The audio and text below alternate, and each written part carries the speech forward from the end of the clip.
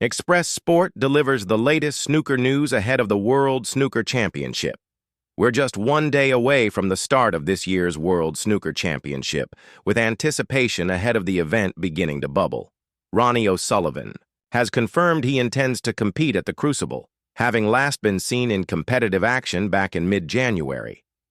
O'Sullivan's quest for an 8th World Championship crown might have been dealt an early setback following the main draw earlier this week, with the Rocket and his opponent sharing plenty of colorful history. Elsewhere, Kyren Wilson is vying to become the first player since Mark Selby in 2017 to retain the title as reigning champion. Snooker star Matthew Selt was quick to apologize to opponent Jimmy Robertson following the duo's qualifying match ahead of this year's World Championship.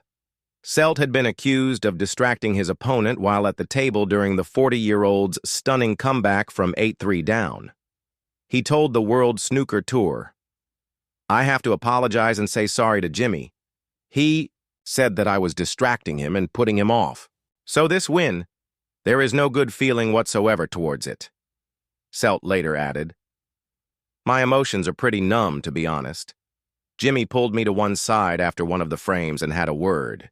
He said, 'What are you doing? You're basically putting me off.' Which I obviously wasn't trying to do, but obviously got to him." Red Morin, 5:09.05.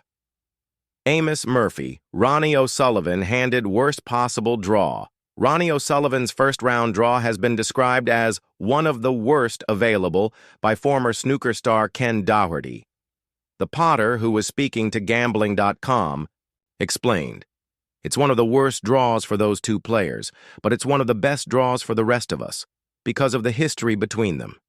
I was in the press conference when Ali Carter came in, and he was asked about the possibility of drawing Ronnie O'Sullivan in the first round. He just said very quickly, 'No comment.' So the intensity between the two has not gone away, and that makes it even spicier." In 5 hours, 08:58, Amos Murphy won. More sleep to go. The quest for the biggest prize in snooker gets underway tomorrow, with the World Championship returning to the famous Crucible Theater in Sheffield. Kyren Wilson will kick things off as the defending champion on Saturday morning, with the Englishman set to take on Le Payfon in the tournament's opening match.